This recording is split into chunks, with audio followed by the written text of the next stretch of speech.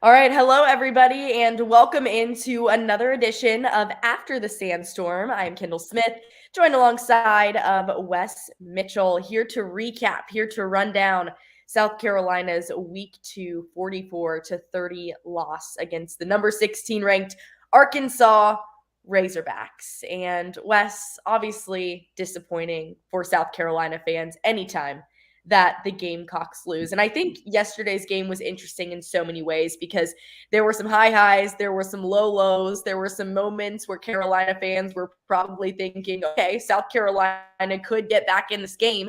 And then there were probably moments where they're thinking, what on earth is going wrong right now? So I want to start it off because I like to start things off on a positive note by asking you about a few key takeaways from yesterday's game, even though South Carolina lost, that you thought were positive for the Gamecocks and things that fans can maybe feel good about. Kendall, I thought if we're going the positive direction, I thought 21, Nick Emmanwori was all over the field. Just made a ton of tackles as far as his stat line goes, but also just the eye test. Like, this guy was making plays. He did not seem to have any fear of going up and hitting KJ Jefferson. There were a couple of collisions that it looked like both those guys, probably they both kind of didn't get a good end of it, but they both were kind of just physical guys who were kind of going to battle all day long, it felt like. So, I thought on defense, you go there. As much as weird as this is to say, when you consider the rushing yards they gave up, I thought there were some great individual performances up front. Jordan Burch made some plays. Jordan Strong made some plays, and now, he's injured. Looks like that could be pretty serious. And then, of course, on the offensive side, you got to go with Juice Wells. I mean, we kind of wondered who was going to emerge as South Carolina's best receiver this year, and there were several candidates. I think many of us thought Juice Wells could emerge as that guy, and I thought we sort of saw it happening before our very eyes on Saturday. Well, I think it's interesting because during the game, like I mentioned, there were a couple moments where I'm sitting there watching and I'm saying, South Carolina, there's no way that they're going to have any opportunity to get back into this game, especially when they got down early. Those first three drives for Arkansas on offense all resulted in touchdowns. And then South Carolina slowly, at times started to creep their way back into the situation. And I think for Gamecock fans, you can feel good about that in some ways. Now, I know it's frustrating that they weren't able to carry that momentum fully and they weren't able to completely capitalize off of it.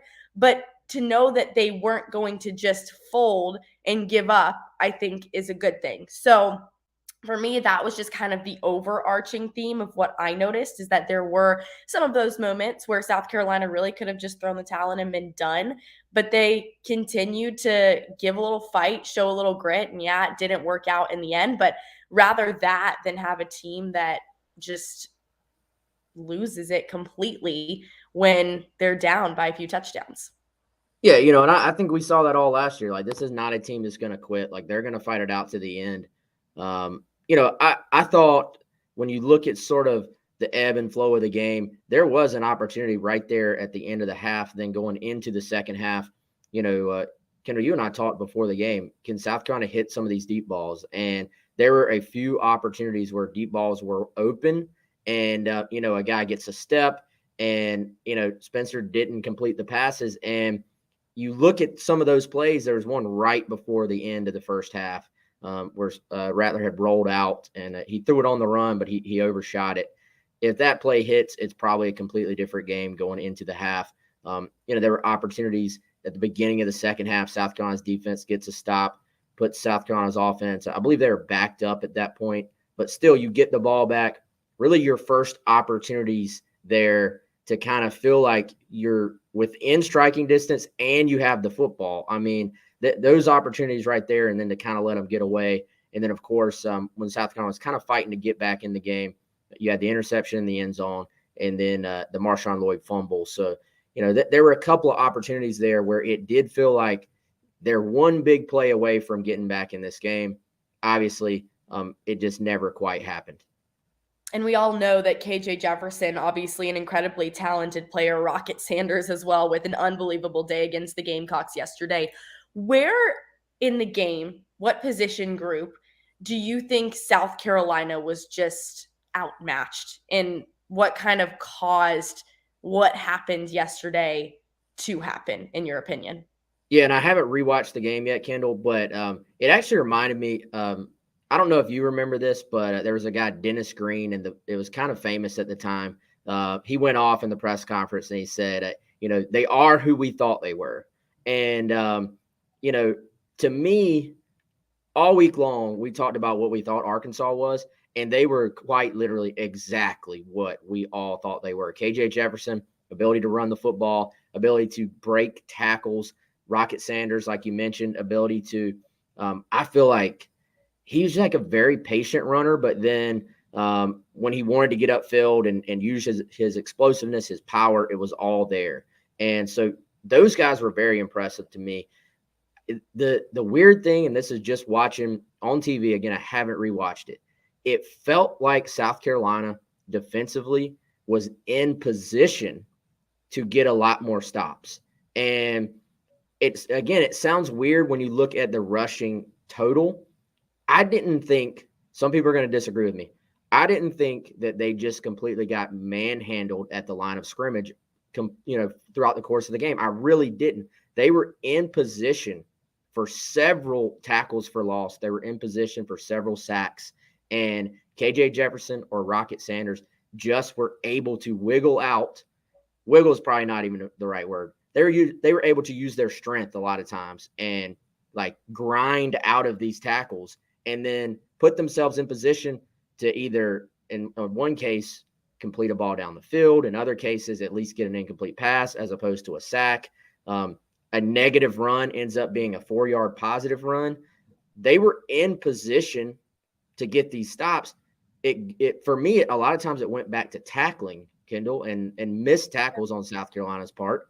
And you have to give credit to Arkansas. We like to look at it from a South Carolina perspective and be like, well, the defense didn't tackle. Well, those guys are good at breaking tackles, so give them some credit as well. But, man, if they just could have gotten a few more of those opportunities to get them down on the ground and actually completed those plays, maybe – I'm not saying South Carolina wins the game, but probably is a much tighter game. So I think a lot of people are going to ask this question, Wes, and it kind of has to do with the rest of the season. And yes, every opponent is different that you are going to face in South Carolina, an extremely challenging schedule as the season continues. But were there flashes in this game against Arkansas where you can sit there and say, okay, I think South Carolina has a realistic chance against a team like Kentucky, Tennessee, et cetera, et cetera? Were there flashes here that give you hope for some of those tougher games down the line in the schedule?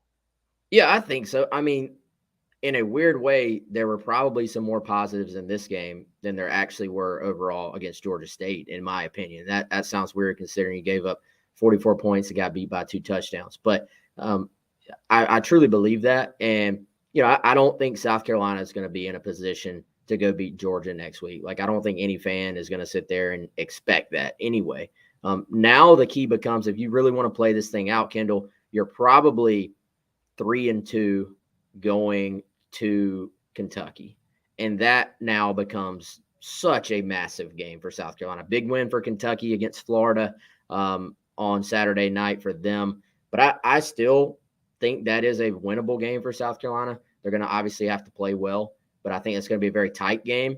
And those games you mentioned at this point, I believe, are going to be the ones that determine whether this is a successful season or whether it's not for South Carolina. But I do think we saw a ton of flashes in the passing game that give you some signs of hope. And even in the running game, in this game, for me, it wasn't so much that they couldn't run the ball. It was more that the game plan was to go throw it. When they did run the football, they actually had some levels of success doing that. If you look at the rushing total, it doesn't really tell the whole story. Their game plan was to throw the football. Well, obviously disappointing for South Carolina fans. We know that. We realize that. But still a long season ahead for South Carolina. Tough matchup this weekend against Georgia. And we're going to get all into that this week on GamecockCentral.com. This is not going to be the last time that we bring up South Carolina facing Georgia. It's going to be all week over on Gamecock Central. So be sure to head over there, check it out, check us out on social media. yesterday's game, it was hard, but it's okay. Wes, any final thoughts that you want to share on After the Sandstorm? No, I'll just say, like you said, we'll have complete Georgia preview coverage, and obviously, we'll have what do we call it? A GC Live. We have so many things now. I lose track. We have a GC Live on Monday where we will go deeper, longer into the game. We got a lot to break down. I'm going to go back and rewatch the game today, get a much better feel at that point for exactly what happened. But my final thought, it kind of happened the way a lot of us thought it would. It wasn't really a surprising game the way it played out. Maybe a little bit higher scoring than we all thought, but for the most part, it was the ebb and flow kind of that we expected. My final thought is that I think that there were more positives than maybe some people realize with the game. Obviously, you never want to lose, but I think there were moments within the game where, like you said, South Carolina actually looked better and there was a little bit more promise than there was against Georgia State, especially on the offensive side of the ball. But I think that's going to do it for us here on After the Sandstorm. Just a quick little rundown, quick little recap going through yesterday's loss for South Carolina to Arkansas. Thank you all so much for watching. We really appreciate it. Again, head over to GamecockCentral.com for more. He's Wes Mitchell. I'm Kendall Smith. This has been After the Sandstorm. Have a great Sunday, everybody, and we will see you soon. Bye.